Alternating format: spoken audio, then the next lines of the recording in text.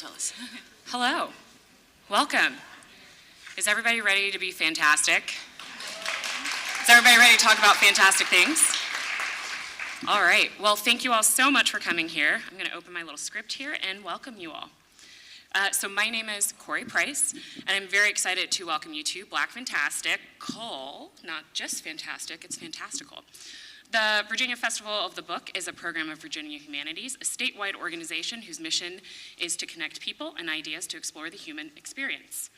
Most festival events are free of charge, but not free to produce. Your support helps us keep this incredible event going year after year. If you'd like to support the festival, you can give using one of the QR codes designated, found in the back of your brochure. Speaking of support, I'd like to give a special thanks to the Virginia Festival of the Book premier sponsor, Michelle and David Baldacchi, who helped make this event possible. Before we begin, I ask that you please silence your cell phones. You could even go old school and turn them off. That's a thing. You don't have to, but old school.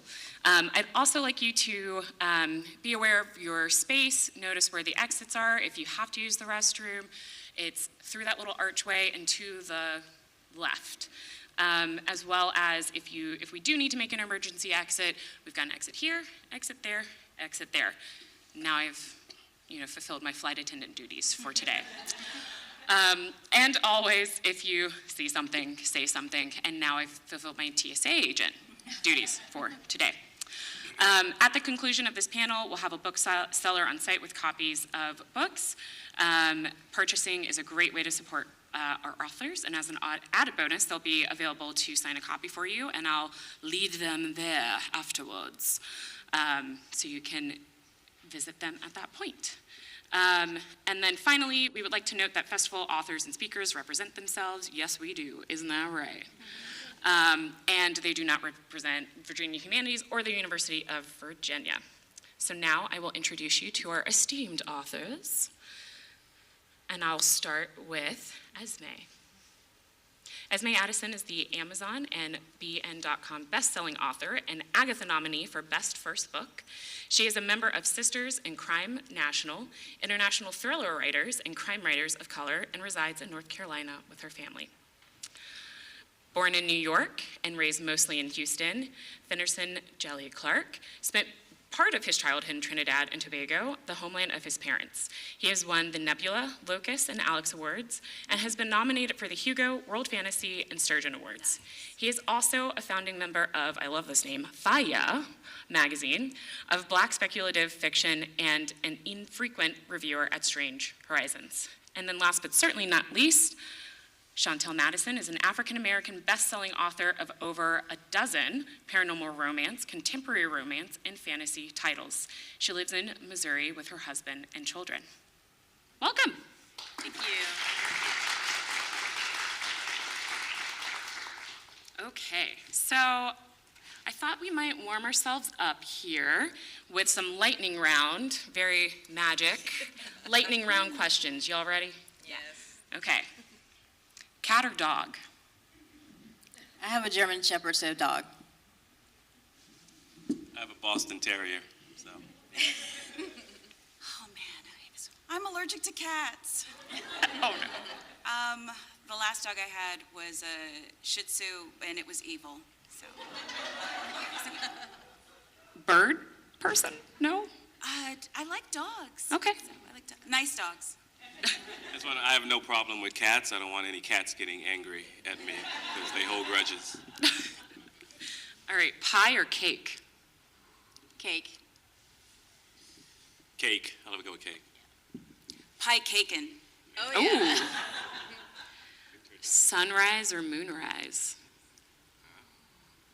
I'm going to say sunrise over the beach. Moonrise because it's just amazing to look at.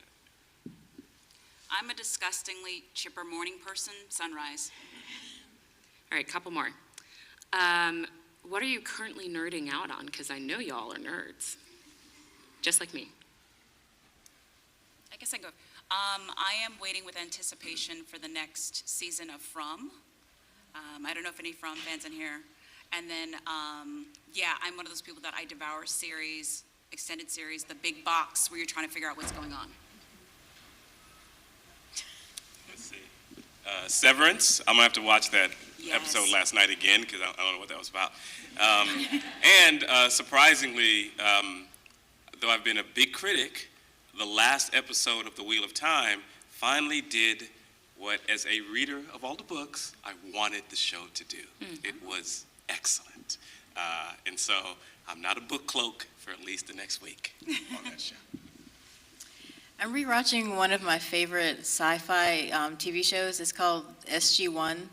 Yes. Oh my God, yes. Okay. So yeah, We have to talk. Sorry, nobody knows the show. I love Stargate. The Ori, am I right? The Ori.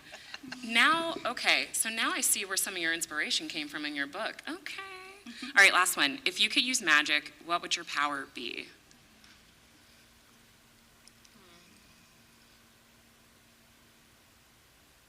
I've stumped them already. I would like to stop time, to just have a moment where, I know this, I'm gonna sound like a mom here, where nobody wants anything, where I just get to sit in the quiet. My best time in the world was sitting in front of a lake, and the wind was on my face, and time stopped. So I just like time stopped for about 15, 20 minutes. That Hermione's little Yeah. thing, it's the greatest invention ever. I'm going to say, piggybacking on the time, I'm going to say the ability to revise time.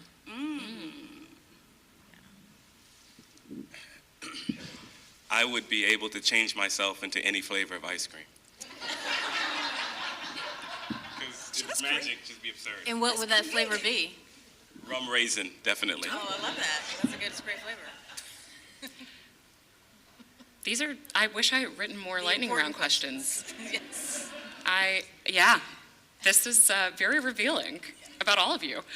Okay, well, so I'm a big fan of just jumping right in, so we're gonna jump in. I wanna talk about entanglement, because if I had to pick just one word to say how each of these stories are connected, it would be entanglement. And so what I wanna ask is, what does entanglement mean to you? Well, for me, when I hear that, I immediately think of quantum entanglement. And that's because, well, I think that's probably, is that what you meant when you said it? Actually, I was kind of yes and no. So yes, quantum entanglement, but also entanglement in general of things getting intertwined I see. and twisted and tangled. Okay. Well, so quantum entanglement for me, because my book, An Intrigue of Witches, features quantum magic. So there's a lot of entanglement happening in the book. And I actually research quantum magic, quantum physics quite a lot, just to make sure that I'm being as accurate as possible. In my book, The Fallen Fruit, it's about a black family of time travelers. And one of the things, and I was also thinking in a sense of physics and et cetera. But one thing that I love about time travel is you have an opportunity to interact with people from the past. And by interacting with them in the past, you have a potential to affect the future and affect yourself in another timeline. So I actually love the entanglement and how relationships from the past and the future can become intertwined and tangled up in different ways. So for me, entanglement is this absurd title of my book, The Dead Cattail Assassins, because what does that even mean? Don't ask me, I don't know, but I like the title. And so one thing I wanted to do with this book was I wanted to have a character whose regular life, first of all, she's undead, she's an assassin, so already not a regular life, but how do I make that life even more absurd? Like by getting it entangled in all of these machinations within her city, and trying to get the reader to suspend belief for a while and just go along with the fact that this undead assassin who likes to eat a lot and who finds being called a zombie racist, I want them to just go along with her throughout this ride. And so I want the reader to get entangled in this world. Beautiful. So I also would like to ask a question around fate and destiny and predetermined futures and parallel universes. We were talking about how the MCU Marvel universe has really sort of introduced the idea of parallel universes to the mainstream. But, I think a lot of you have been thinking about this pre-mainstream parallel universes. So I want to ask, do you believe that the future is set? Do you believe that the future is predetermined? Do you believe in parallel timelines? And then how does your belief reflect in your writing? I guess, do you want to go? Well, based on everything that I've read, time is linear. I'm sorry, it's not linear. It's existing, in every form, like right now. So the history and the future and the present are all here.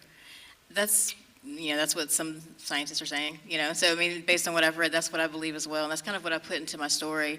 What was the last part of your question? I think you said it. And how does your belief come through in your writing? Right. I don't want to give spoilers, but it's a very important part of my story that the time is not set, that things can change. And there's all sorts of ways to go back and forward and to parallel dimensions and things like parallel realities. And I believe that there are parallel realities as well. And I believe all that stuff.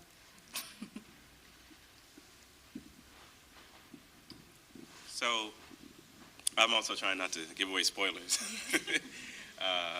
in the book, but I guess if I think about when I write, I don't ever write. I will write about destiny and fate and all those things within the book, but I always put in the caveat, like it has to be worked at, right? And there's always the idea that if somebody makes another choice, that's a whole different tomorrow, right? Then you've created a whole different reality, and that nothing is predetermined in my works. Even if there are prophecies and all of that, they can still go awry, right? They have to work at it, because it would be kind of boring if it's just going to happen anyway. And so, right, the end, the story's over. And so, I have this, my works constantly play with this notion that there are always different choices people could make, and those different choices can lead to completely different outcomes, and that all those outcomes actually exist, right? And so we're looking at one glimpse of an outcome that we hope goes a certain way.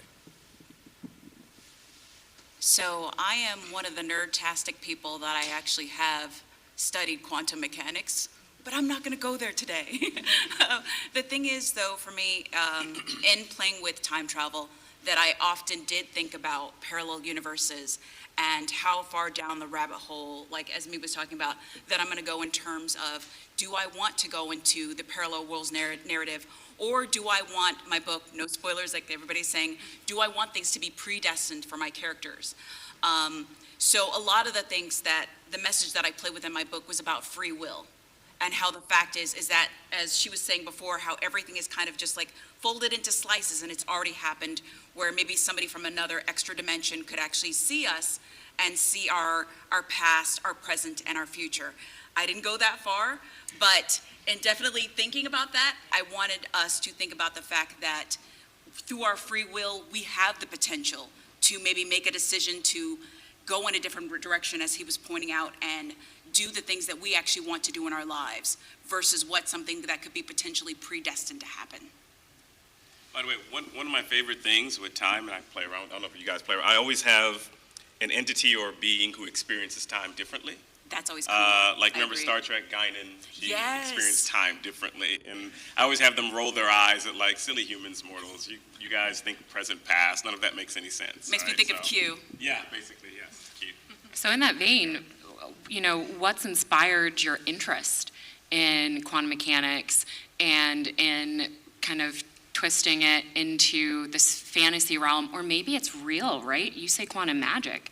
So maybe what we don't understand as a science, or fully understand as a science, is a magic, and it is real. So I'm interested in what else has inspired you down this rabbit hole. Oh, I was going to say, for me, I was that kid who was reading like Heinlein and Asimov before I found, of course, Octavia Butler. And one of the things that I loved in reading about folks like Asimov or Butler, who were futurists, and they were thinking about what the potential of what we could do as far as technology and other things, is it made me ask myself, well, what don't I know? And what do I need to learn so that I can actually apply that to my own work? Because I honestly, in reading a lot of the classics, I didn't understand what they were doing. They were kind of bringing it down to layman's terms, but I actually wanted to understand that higher level math, some of it. And so I feel like there was a huge opportunity for me to actually ask myself the kind of questions of what is the grandfather paradox in time travel? What are the lot of things that's going on in terms of time travel? And how can I, through my book, actually flip those on its head and make us truly think about those things?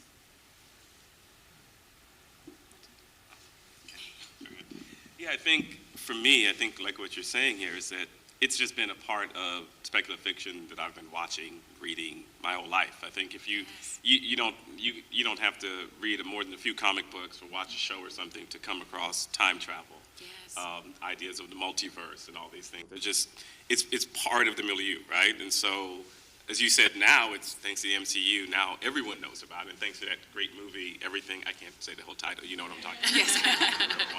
I think now it's a lot more popular, but if you were in speculative fiction, this was like water. It was just a common thing that was always there, and so I think definitely influenced me. I was inspired by my father. I grew up Southern Baptist, and he was Southern Baptist too, but he always had a lot of like New Age books in the house.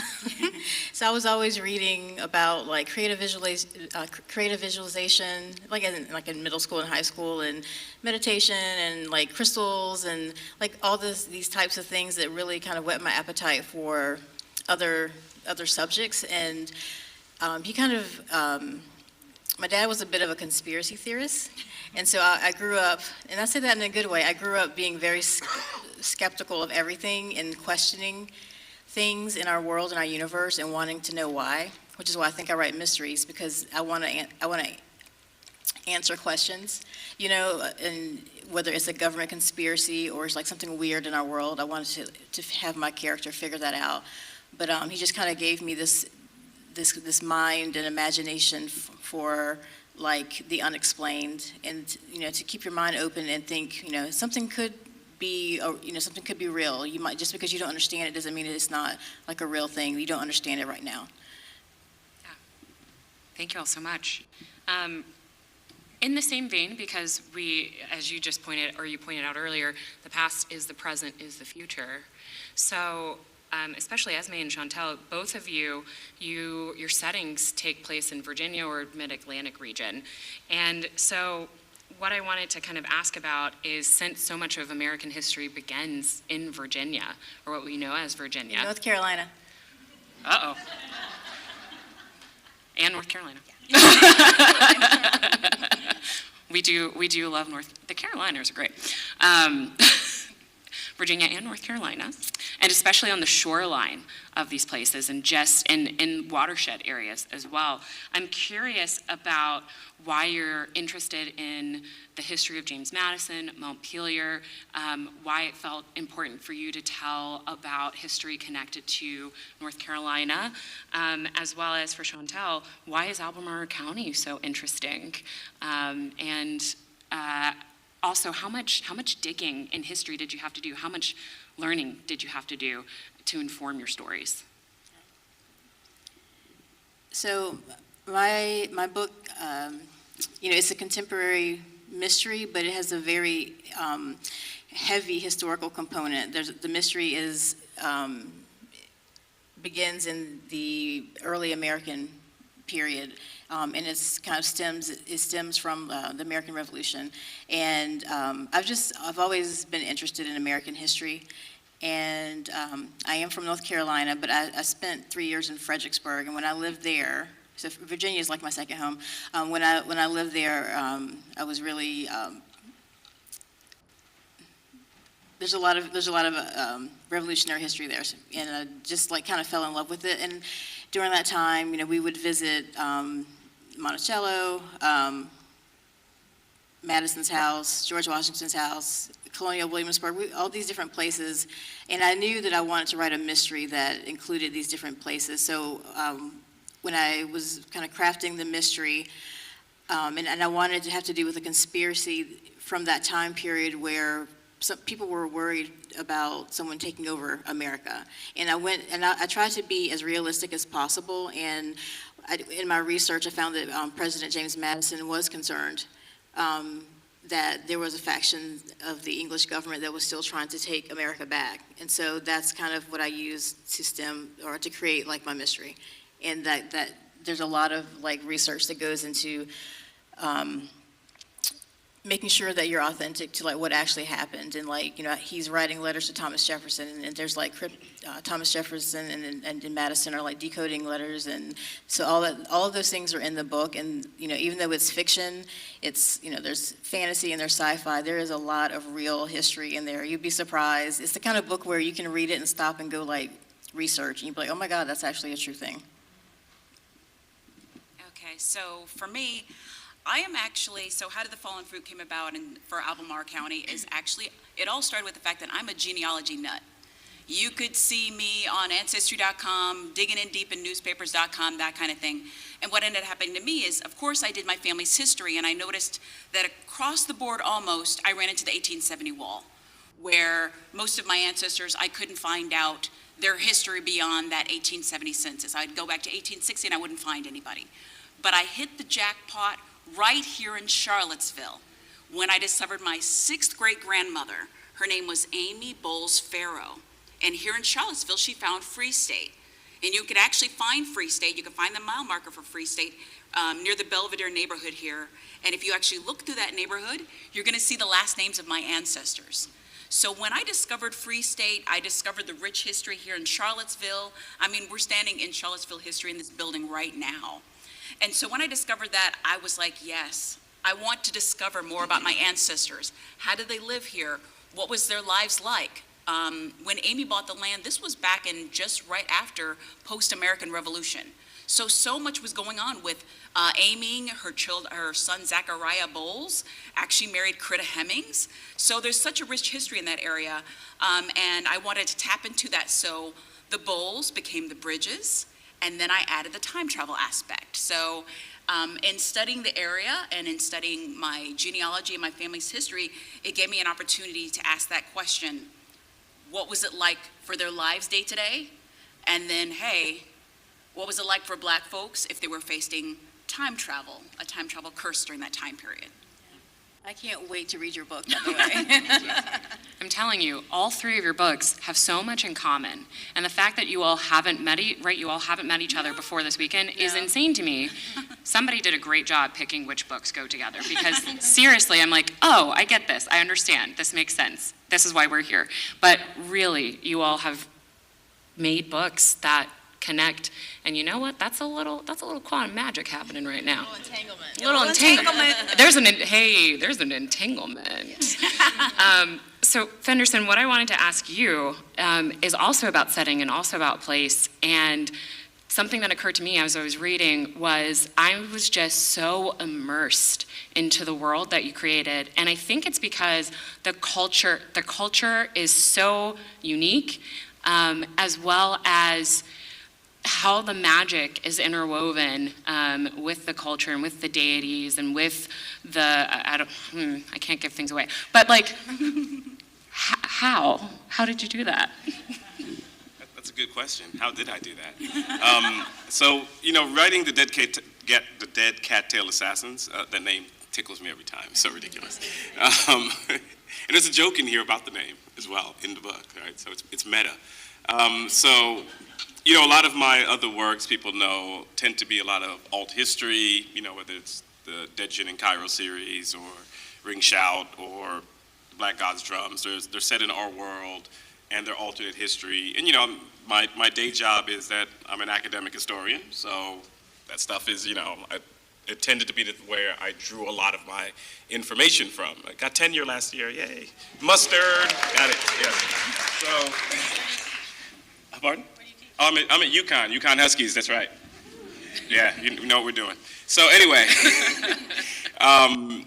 and And so a lot of my works were based on that. But my first love, I think as we were talking earlier, was like my first love was actually fantasy. That was always, when I was younger, it was, it was Tolkien and Ursula Le Guin especially, and, Wrinkle in Time. And I loved that kind of stuff. Then I watched, I was traumatized like everybody else with The Never-Ending Story when, what was the horse? Ajax? Yeah, I don't want to talk about it. Okay, they did a Treyu dirty. Yeah, I don't want to talk about it. It was too much. And so, I wanted to do something with fantasy again. I wanted to return to fantasy. And I got to do so with a set of middle grade books that I'm writing, where it's very much based on like a lot of West African culture and Central African folklore, and also diasporic. So I got to bring a lot of that in there, even though it's another world. But The Dead Cattail Assassins was the first book where I want to just create a completely new landscape, like just a whiteboard, I'm not dealing with, this is not the United States, this is not some other version of a Central or West Africa. It is nowhere. And I took a bit of inspiration from someone like N.K. Jemisin, who said that when she created worlds, especially like for her worlds, the one with the gods, I'm not thinking of it now, I'm just blanking.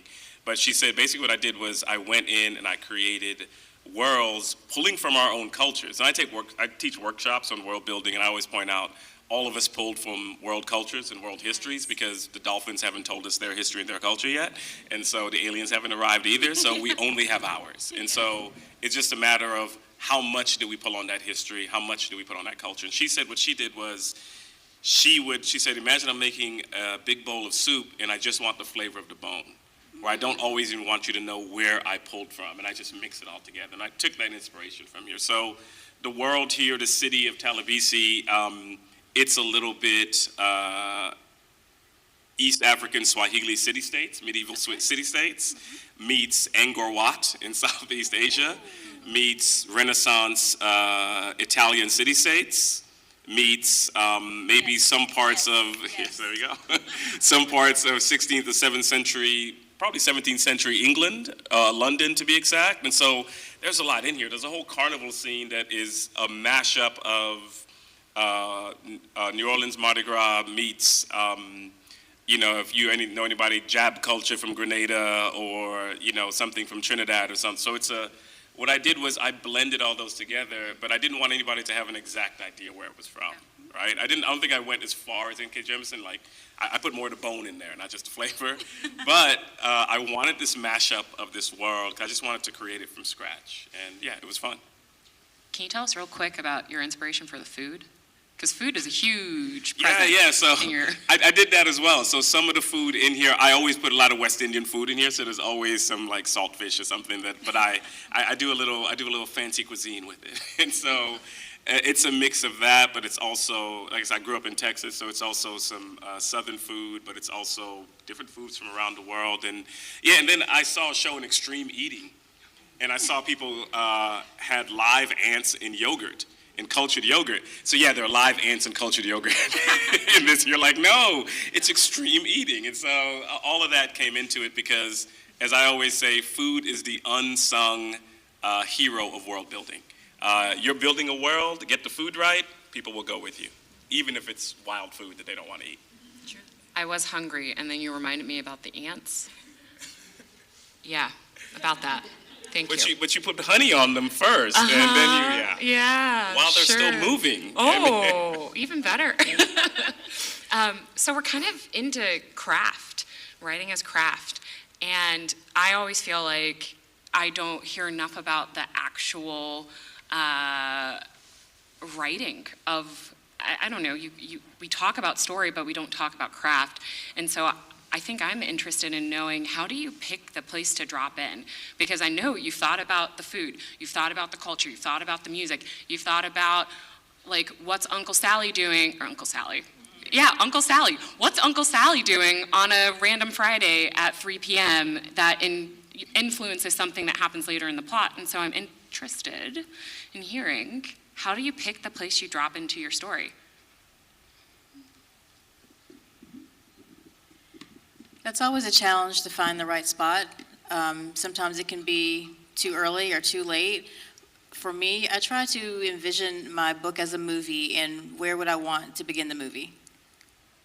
That's it.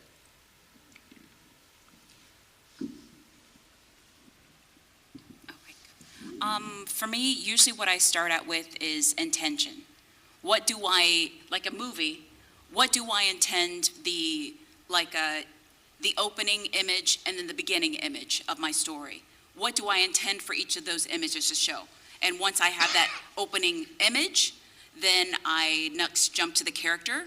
Then once I have the character and what I intend for them to show, then the movie begins, as you said. And then once the movie begins, then I drop in the scene. Then it's the fun part of, after I've written it, finding out if my editor or my critique partners think that my movie started in the right place or not. But I have to start somewhere, and I start with that opening image. Wow, you guys have it down pat. Like, that's good. Like a system.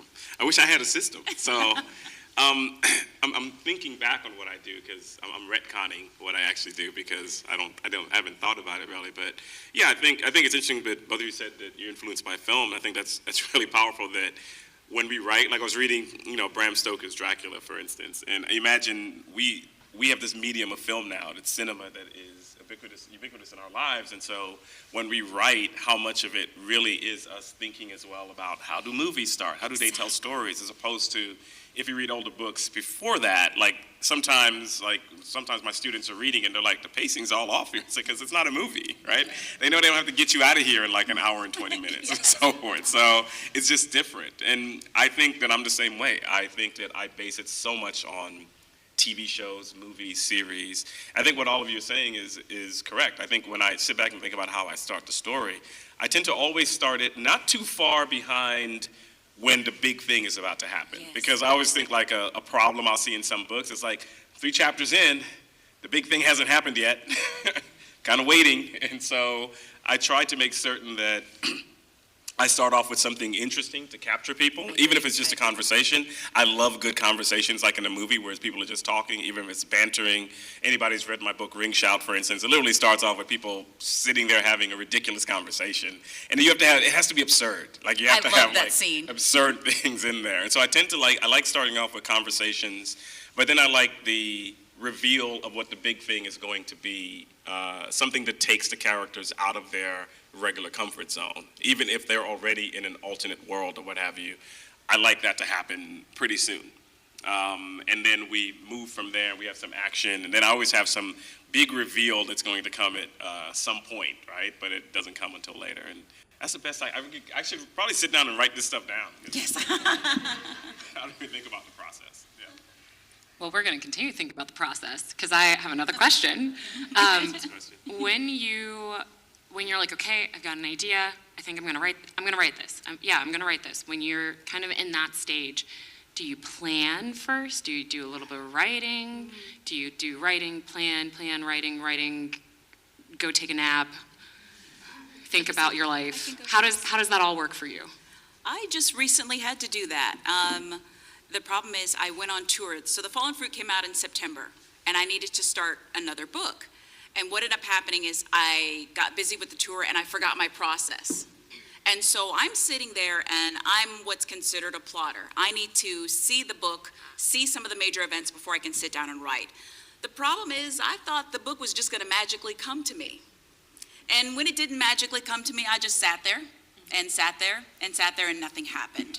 So what ended up happening is I had to reintroduce myself to my process and say to myself, for me, my process is I need to actually start out. It was a method that I learned from an author who actually wrote speculative fiction. Her name is Lynn Vale, or S.L. Vale, really fantastic series called Stardock. You should check it out.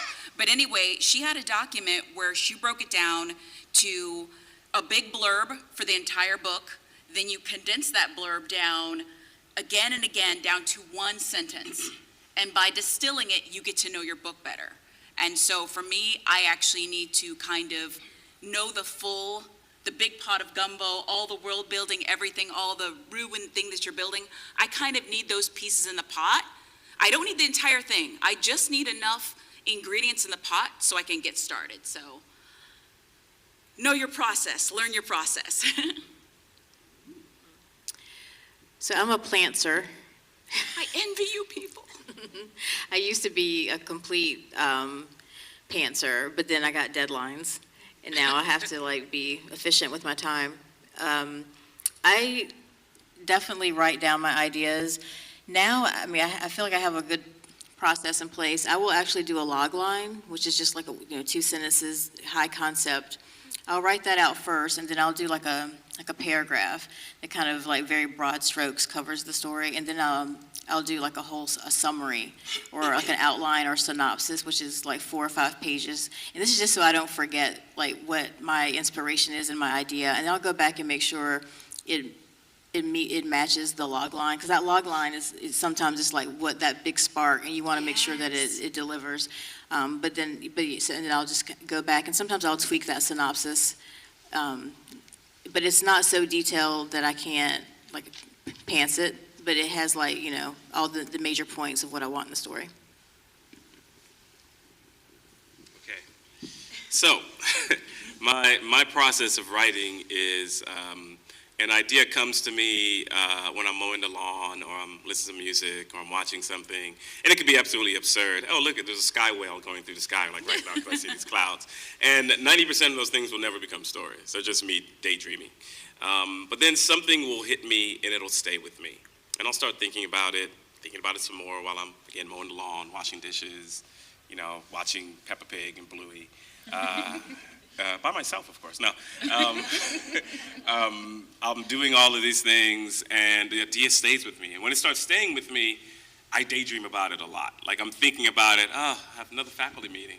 What am I going to do during this faculty meeting? Let's daydream a bit about this, because I don't want them to hear any of this. So anyway, I do all of that, and then at some point, I know, okay, I want to write something. And at that point, I am also a plotter. Sorry, I can't pantsers. I've tried it. It doesn't work for me. And so I'm a plotter, and then I use this wonderful tool called the notes section. I just go on my phone, and I just start jotting down notes. And I start jotting down sometimes entire just little points, like little bullet points of, I want this to go in here. Sometimes it's not even in order, because I'll come up with a different idea some other time, and I'll be like, oh yeah, this needs to be in there too. I'm just trying to make sure that all these little scenes, I want them in the story some way. And then when it comes time to actually write, that is when I start actually organizing them in the order they need to go into. And I use Scrivener. People familiar with Scrivener? I love Scrivener. I've told myself I'm going to write in Scrivener like for a long time, like since 1999, and that has never happened. The only thing I use Scrivener to do is to plot out and to hold the information. I will not write. I am dedicated to MS Word. That's where I write. And so, but I use Scrivener. I go in there, especially if it's a longer story. If it's a short story, I just use this. But if it's a novella or a novel, then I go into Scrivener, and I am chapter 1, chapter 2, chapter 3. And I just go and I plot it all out. And I can't really start writing until I have that all plotted out. But, like you said, I don't have everything. I leave myself room. I can't possibly, like I'll have one chapter where I know everything I'm doing. The other one is like just potpourri. It's like, yeah, all this stuff has to happen somehow. Let's figure it out. And then as I'm writing, of course, as you guys well know, a new chapter will show up. A whole new character will show up who I didn't expect to before. A whole new side quest shows up. And so I leave myself room to change, add in new things as I go along, but that's really the process. And for me, I need to know where I'm going. And so if I know where I'm going, I can get there, and then I can make certain that the things I have beforehand, I try to be efficient. Like I always say, like if I say I really want to put this in here, but what does it have to do with the main story? Like I don't want to simply seem like it has nothing to do with it. So I try to integrate it, even if it's something new. And the last thing to say is, I guess like the pantsers, you guys can like, I know people are like, I'm going to write like the climax of my story first. I'm like, what? No. That's like my dessert. That's what I'm working towards. In fact, I don't know if this happens to you, but when I get to like the point that I really want to write, I got to stop. I can't write it. I'm too excited. My hands are all tingling. Like, okay, I got to walk away. I got to walk away, go do something else, go work out or something, come back like a day later and like, okay, now I'm ready to do it because I've been waiting to get to this point. And so, yeah, that's my process in a nutshell. I had one more craft question, but we can't be here all day as much as I like to be here all day, so I'm not going to ask that question. But I am going to ask you, what is it that you'd like to be asked when it comes to books? Or what do you wish I had asked you? And then answer that question. I mean, I think you've done a great job thus far. Okay. So, I have never been asked that I question know, it's before. like, you stumped us. No answers. I guess a question that I would probably ask the panelists that I've never been asked before is, in terms of Black fantastical fiction, what direction would you like to see it go in the future? Then you have to answer it. Dang it. Okay, let's interview I did you. this to myself, y'all. Actually, I would love to see more alternative history that you've been doing, because I grew up with Harry Turtledove, and so I would love to see more. Okay, it means he needs to keep writing. He needs to keep releasing. But I would love to I want see. to do fantasy. No. Oh, dang it. I would also love to see maybe people go in a speculative direction with memoir. I would love to see some of that. As I always say, I want to see, and I always say that I can't wait till I reach peak white fantasy writer epic tome. I want to see Black writers with books that I can like Steve Erickson, Malazan books, that I can have, oh, there's 12 of them and they're all 800 pages? Excellent. And I can hold back doors in my room, prop up windows with them. That's what I want to see. I want to see like those long, like I said, like I'm never going to stop writing. I just write 800-page books and everybody likes it and they don't complain about it and the publishers want it. That's what I would like to see. Interesting. I guess the question is, what do we want to see? In the genre of like Black fantasy, I would like to see Black authors go, I feel like as an author, you create your own world. And I would like for Black authors to stop looking at the actual world that they think that they're in or whatever they're perceiving and actually create new worlds. That's what we're supposed to be doing in this genre. Interesting. Hey, new world. Okay. So, Fen, is there a question that you wish you were asked? No. Okay, that's a fair answer. So, before I open up for audience questions, I'm always interested in the first sentence, or like the first two sentences. So I would love for you to all read the first two sentences of your novels. They're lovingly marked with a little piece of paper. Right, I'm like totally ignoring the marker and like.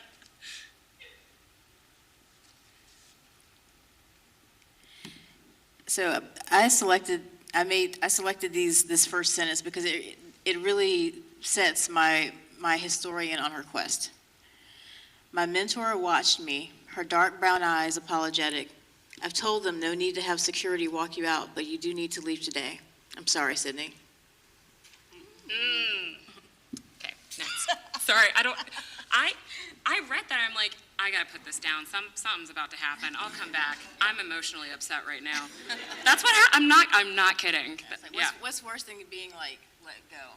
that's right. Like having to you walked out the, that's what I know about that. Okay. My family tree has poison roots. Secrets from generations ago sank far into the earth, where truth and lies tangled in a polluted snarl. I also had to put her book down. I was like, I'm not ready for this either. All right, next up. Mine is weird because I start off with a card thing, so I'll have to do that too. This is it's basically a card. The dead cattail assassins are not cats, nor do they have tails, but they are most assuredly dead. The red script leapt out to a V, etched in cursive onto the plain brown card she held between a thumb and forefinger. After speaking the words aloud, she repeated them in her head twice again, trying not to snicker. Undead. Did we all hear undead? Mm-hmm. Anyways, all right. Well, let's give a round of applause to our wonderful authors.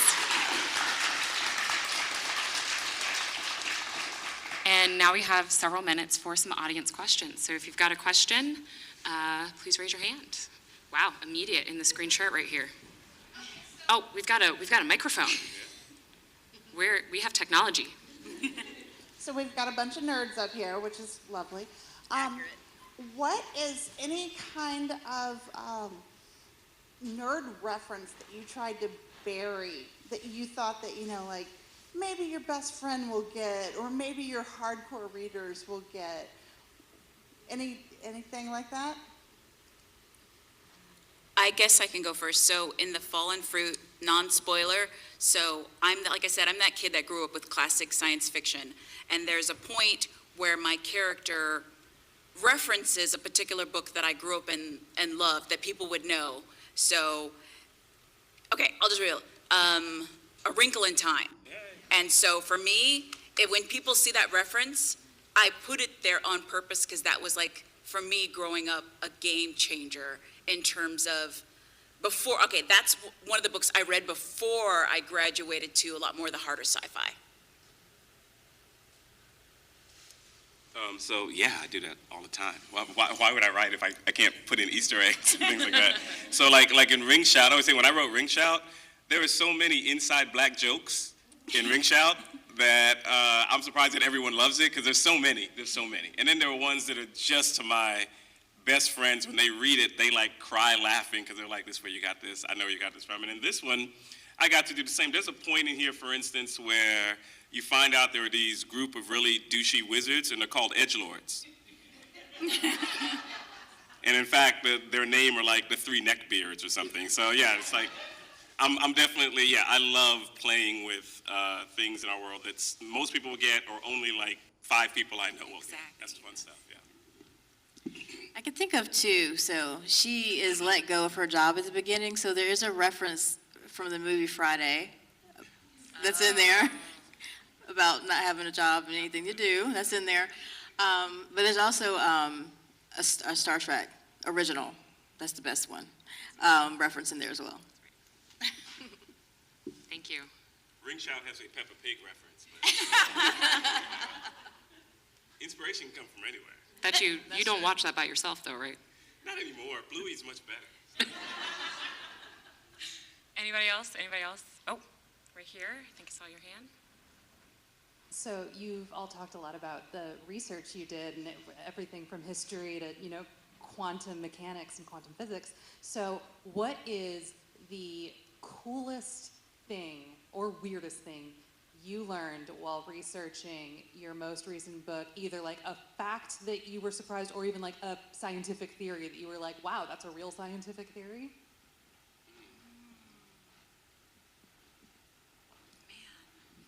That's a good question. Yeah, that's a great question. So this is actually true I have another series that I write in the Enchanted Bay Mystery series. So it's true for that series and all for this one. I always write stuff that I think I'm making up, and then I go back and research it, and it's always a thing. Always. Like, it doesn't matter if it's, like, for example, if I want to create, like, a device, someone has already, and I think I'm making it up. It's already been made. There's already a patent for it. So I'm not going to give a specific, but there's some things that are in here that I made up, I thought I made up, and then they are real. So like I said.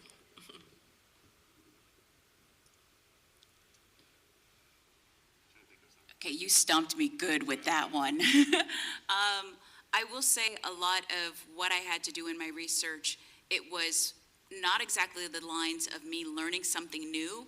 It was more along the lines of, with time travel, the opportunity to dig yourself into a hole, almost a literal plot hole, and dig your way out is so easy, especially with the entanglement and so many people's decisions affecting other people's outcomes in the future. So I guess one of the things I often had to tackle was being ridiculously meticulous in my tracking where everybody was at, what they were doing, what their birth dates were, how their birth dates would change if they went back in the past. And so I guess one of the things I had to learn with time travel is take meticulous notes. For this story, I didn't have to do it because I didn't have to do much research. I could just talk about what I wanted because it was all these alternative, it's a completely different world. But yeah, and other stories, you have to do for history. I remember in doing Ring Shout, I had everything planned on, and I guess, I don't know if this was surprising, it just shows you the trials of making sure you do your research. When I was doing Ring Shout, so the main story takes place in Macon, Georgia, but they have to get to Stone Mountain where there's this, that's like a big thing happens, so I don't want to give it away. but I had it occurring over a certain amount of time, and then it occurred to me, well, how fast does a truck go in 1912? Turns out not very fast. And so I had to rewrite whole entire scenes, come up with something entirely different, like it's gonna take them a while to get there. It also means a lot of people I want to be there can't get there because they're like, I'm in Florida, I won't make it. And so, yeah, it was, and that's not really a surprise, it was just one of those things where you come across your world building, you just little bit of history where, okay, I have to rethink what I'm going to do because it's not gonna fit. I think I saw your hand next. That was a great example. So I use a lot of audiobooks, and I read the Dead Cattail Assassins. I use that audiobook. What is your process for, like, how involved are you with picking the voices? And do the voices in your audiobooks match what you thought the voices were when you were, like, writing it? Okay, so I haven't listened to the Dead Cattail Assassins audiobook yet. I'll be quite honest, I don't listen to a lot of my audiobooks. It's weird for me to, like, sit around and listen to what I've read. I think the one audiobook that I've listened to more than once is A Master of Jinn, because it's an Egyptian American actress who reads it, and it's fantastic. She like consulted her mother to get certain words right, and like she enhances the book, right, in many ways. Yeah, with Master of Jinn. So yeah, that one, like read and listen, because it brings out the story a great deal. But certainly when they ask me like, who do I want? So it's interesting with this book. So it's it's not a huge reveal, though it's a thing in the book. It's like you finally meet the goddesses in here, and they're very otherworldly. They're very tall, they have tentacles and everything, and they're also based on Jamaican dancehall queens. And so they speak in complete Jamaican patois. And so when I was doing the voices, that was a little hard to get one person. I thought it'd be easy. I was like, I know enough Jamaicans. You can get somebody who do this. But they were like, you want me to go to Brooklyn? I can get you like 5, right? Like right now. And so, but they could not find someone because they were like, so do you want it all in patois? I said, no, it just needs to be that scene near the end, but the rest can just be American English or British English or some mashup of that, right? And so they could not find someone who could do both. I was like, and I think there are people who could do both, but I think this is the problem of the pool of people who they are selecting from these agencies. And so there was a lot of back and forth on how am I going to get this done in the end. And so I was finally happy when they finally got the person to do it, who's actually also the person who narrates a Black Cake, right? And so I was like, okay, I think this person might be able to pull that off. And so I have no idea if that answered your question, but those are the things we go through at times, yeah. Oh, I was going to add that a lot of authors, we are lucky if we get to choose our narrator. Some of us don't get the choice, and so oftentimes we hope that it gets written into our contract that we can get a choice of who our audiobook narrator is, and I feel like I hit the jackpot in getting Robin Miles, and who's done like N.K. Jemisin and a lot of other people. So it's about making sure that when we get it set up that we get the people that we want who can do the accents and everything. I love listening to the audiobooks. Like after I write, I will never again like read the book, the actual physical book, but I will listen to the audiobook multiple times. And I've been for An Intrigue of Witches, I was able to. I actually found the writer because I just didn't want. I feel like they were going to find the right one. So I did my own research and found her and asked if she could be the one. And she sounded like my character in my head, and she did a great job, I thought. All right, we got time for one more question. I just want to ask if any of you have any tips or encouragement for aspiring authors.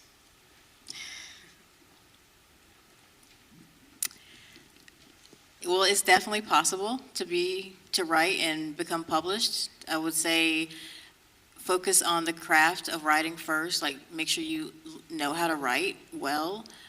Join writers groups, have partners, critique partners, learn the business. We all know multiple people that have become, authors. So if you don't know anyone who's a writer, you might think this is such a pie in the sky thing to do, but like we all know lots of writers, and they are all writing, have agents, have book deals. So it's totally plausible that you can have that done. Just make sure that the hard part is learning how to write. because if you don't know how to write and you write a story and you try to get an agent and you get rejected because it's just not well written and you don't know that, then it just makes it very difficult. The whole process is difficult. So really focus on learning how to write well, and then then you can write the story that you want and go through the process. I was going to say, Esme hit on so many of the things that I was going to say, really the top tips. So I would say my top 3 is the first one that I had learned from another author. I started out in romance. Her name is Eileen Dreyer. And the first tip she gave me was the business of writing is it's a marathon and not a sprint. You need to be willing to put in the long haul, whether it takes years or takes months, minutes. But the fact is that we have to put in the time, as she was saying, to learn the craft. My other tip is be willing to listen, be willing to take critique.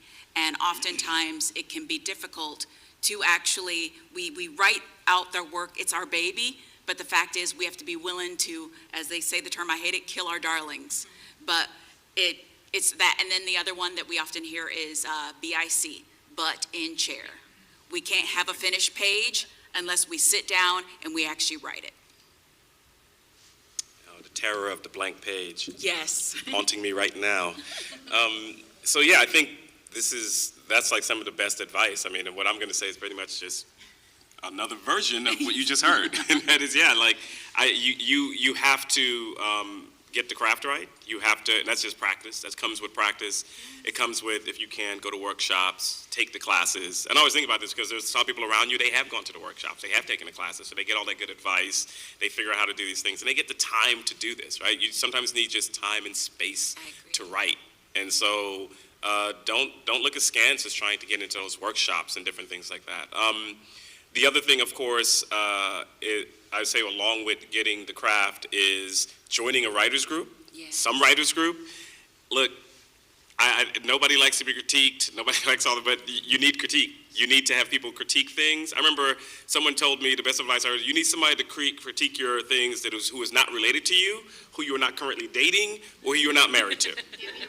Right? Exactly. Don't give it to your mama. Yeah, right? Not for critiques. You can give it to the person you're dating, you're married after, but not for the fresh critiques, right? Maybe that works for some people. Give it to absolute strangers who have nothing but, who can be honest with you, but also give it to empathetic strangers, right? Find a good writers group. Don't find people in there whose job is to tear you down. What's the point of that, right? Exactly. We're trying to give you constructive advice. And so definitely do that. There are online places if you can't meet up, and it's just, you have to get your work out. And it's also a great way of reading other people's things to see what they're doing. That's a great way to jog your own imagination. It's just being in a group with writers inspires you to write more. Even having a deadline. I was in a group where you had to have one short story every month, right? So that meant you gotta create a short story because it's your turn. And so I think that's really important. And the other thing, of course, is reading. Yes. You need to read. I don't care what it is. It's comic books, read comic books. You need to read books. Like, there's so many ways I write, and it's good or bad. It's good and bad that we tend to write if we read a lot, right? And there are certain things in my books I know, like, I'm sounding a lot like Robert Jordan or somebody right now, Madeline Mango, because that's what I was reading a lot of. And that can be good and bad. You have to find your own voice in the end. But I think that reading is, I don't understand how people write without reading, without being immersed. Like with me in speculative fiction, I have to watch it. It's like I always tell my wife, you're watching this, this is work. Luckily she loves speculative fiction too. So, so I can always pass it off like, this is work. I'm going to watch this thing and read this stuff because I want to be inspired. I want to see what's out there. And then my last thing is that when you're ready, put your work out there. You can't keep it locked up forever, trying to perfect it. Like, don't be the person who's like, I'm working on that one novel for like 10 years and nobody will ever see it. Finish the thing, go to something else, right? Send it out there. For me, I ended up cutting my teeth in the short story market, right? Because it was also a great way for me to figure out how to do craft, especially with speculative fiction. It was also a great way to put my name out there, so when it came time for agents or anything else, they knew who I was. We started a great magazine, Fire, a black speculative fiction magazine, based on the original Zora Neale Hurston's, everybody knows their original Fire back in the day, that all of them did. And we did this because, look, the short story market was not really receptive to people who looked like me in youth for a long time. They were just not, the fantasy markets were not interested in that kind of work, and it's taken them a lot of work to begin addressing that. And so we created a space like, if you're a Black writer, your stuff still has to be good, right? It still has to pass mustard, but here's a place you can be your free self. You can talk about things that maybe other people didn't understand. We understand from across the diaspora. It's a great place. And we've had a lot of Black writers from the United States, from Nigeria, from the Caribbean, elsewhere, putting their, getting their stuff published in there, and then going on to, once they get their confidence in publishing in other places. And so that's all my long-winded advice. Yeah. Well, I thought that was a great place for us to end. Let's give a huge round of applause.